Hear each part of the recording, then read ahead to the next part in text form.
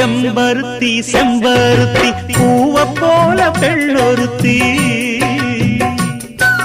காதலன தேடி வந்தாள் கண்ணில் வண்ணமை எழுதி மேலும் கீழும் ஆடுகின்ற நூலிடைதான்